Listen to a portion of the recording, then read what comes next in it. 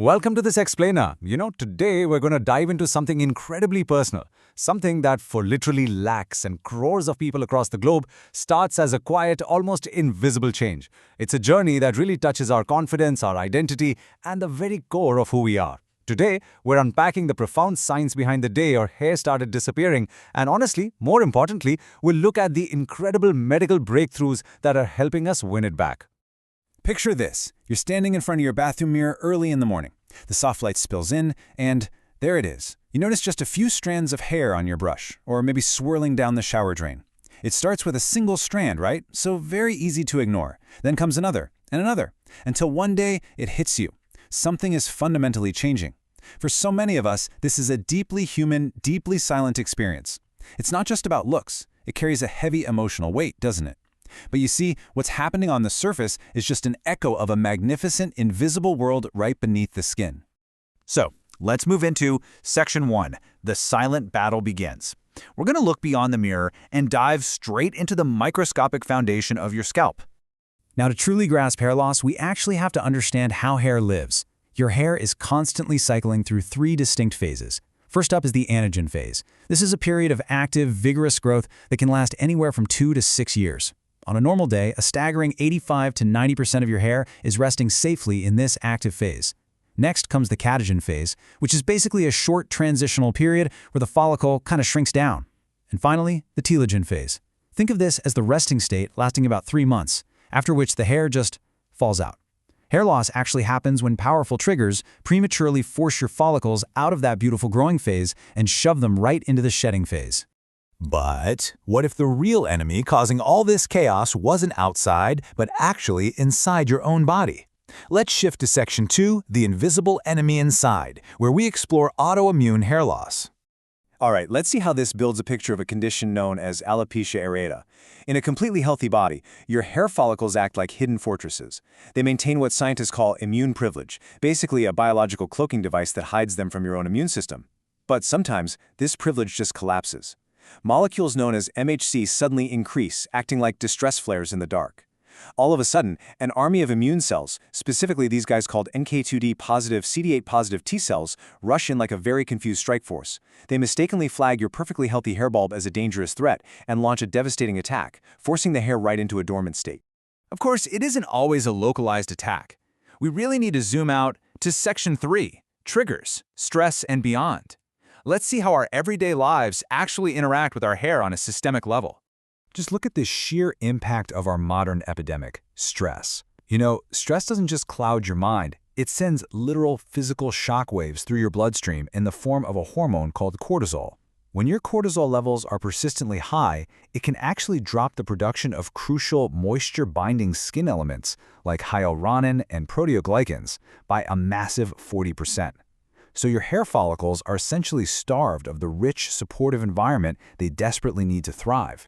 And honestly, stress is just one piece of the massive puzzle. Emotional shock, nutritional gaps, and of course, genetics, they all play a huge role. For example, a simple iron deficiency means your body just can't produce enough hemoglobin, which is what carries vital oxygen to the cells that stimulate hair growth. Lacking vitamin C or biotin, that practically halts the cellular machinery. Then you have hormonal imbalances like PCOS or maybe a genetic sensitivity to DHT, a hormone that literally shrinks the hair follicle in what we call androgenetic alopecia. So if you're going through this, your experience is completely valid. The emotional stress and these physical factors are literally sending signals that stop your hair's life cycle in its tracks. But here is where the story completely shifts, because science is absolutely not standing still. Welcome to Section 4, Science Fights Back. Let's explore the incredible laboratory breakthroughs changing lives right now. Okay, so a crucial point here is understanding how our two most prominent pharmaceutical treatments actually work on the scalp. On one side, we have minoxidil. This works by opening up specific cellular doorways called KATP channels to induce vasodilation. Put simply, it literally widens your blood vessels, delivering a huge rush of blood, oxygen, and nutrients straight to the follicle, essentially pushing it back into the active growing phase. On the flip side is finasteride. Now, this is an oral medication mostly for men, and it works by inhibiting an enzyme called type 2 5-alpha reductase. By blocking this, it drastically drops the levels of DHT, which, as we mentioned, is the main culprit hormone responsible for shrinking those follicles and causing scarring or fibrosis. And you know, nature has its own fascinating role to play in this whole scientific renaissance. In a really rigorous 6-month clinical trial comparing natural rosemary oil to 2% minoxidil, researchers found something totally extraordinary. Both of these treatments significantly increased hair count by the 6-month mark. The efficacy was virtually identical. No joke. However, the patients using minoxidil experienced a much higher frequency of scalp itching. It's a beautiful reminder that sometimes the most potent remedies have their roots in traditional botany. I mean, your grandmother's herbal hair oils might just have been onto something scientifically profound, isn't it? Now, for those fighting that severe autoimmune condition we talked about earlier, alopecia areata, the future has practically already arrived. Enter JAK inhibitors. These are like futuristic microscopic shields. They specifically block Janus kinase enzymes, which effectively cuts the communication lines of those confused, misdirected immune cells. By stopping those inflammatory signals, the immune attack is completely halted, and those dormant, traumatized follicles are finally given the chance to wake up and grow.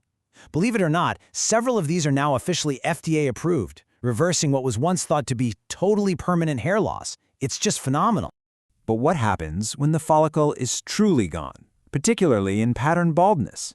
That brings us to Section 5, the art of restoration, where medical science meets meticulous artistry for physical hair recovery. This right here brilliantly illustrates the sheer precision of modern surgical dermatologists. Take a look. Here you see a male patient before and after receiving 750 transplanted grafts. By carefully moving individual follicular units, which are just these tiny bundles of 1 to 3 hairs, from the dense back of the scalp right to the thinning front, surgeons can create results that are virtually indistinguishable from natural growth. Guys, we are way past the unnatural plugs of the past. This is true, flawless restoration of density. And it is so vital to know that this advanced artistry is highly effective for women as well. Here we see a female patient before and after the careful transplantation of 650 grafts. For women dealing with thinning density, this meticulous redistribution of healthy follicles provides a profound restoration, not just of hair, but quite frankly of confidence. It's a real game changer. To achieve these kinds of results, surgeons basically have 2 primary methods for harvesting those precious donor follicles. First up is elliptical harvesting. This is where an ellipse of skin containing thousands of groupings is removed from the back of the head. It's incredibly efficient, but it does leave a linear scar that you'll need to cover with slightly longer hair. The modern alternative, though, is FUE, or follicular unit extraction. Here, the surgeon uses microscopic punches, we're talking just 0.75 to 1.25 millimeters in size, to extract individual units one by one. The monumental advantage here, there is absolutely no visible linear scar left behind. You can literally see the stark visual contrast right here. On one side, you have the traditional scalpel technique that requires sutures, and on the other, the modern FUE technique, leaving only these tiny micro wounds that heal remarkably fast. Surgeons and patients really weigh these options together, balancing the need for a large number of grafts against the cosmetic footprint that's left behind. We have traveled all the way from the despair of that first fallen strand to the absolute cutting edge of surgery. But the pipeline of discovery is only accelerating. This brings us to Section 6, rewriting your hair's story. Let's look at the future. The future of hair loss treatment is just breathtakingly innovative. Researchers are now moving way beyond just moving hair to truly regenerating it. We're looking at therapies involving epidermal stem cell injections, literally isolating the very building blocks of life from your own scalp and injecting them back in to awaken barren areas. We're also seeing the development of monoclonal antibodies designed to block specific receptors, like prolactin, which are known to delay hair growth. We are literally learning how to heal the follicles at their most fundamental cellular level. How amazing is that? Hair loss might begin with a single, easily ignored strand. And yes, it can become a silent, heavy burden. But as we've seen in this explainer, the complex biology of your scalp is no longer a dark mystery. From mitigating the shockwaves of stress cortisol to deploying JAK inhibitors and stem cells, the future is incredibly bright. Your hair is telling a story, and science is finally learning exactly how to rewrite it. Thank you so much for joining me on this deeply fascinating journey.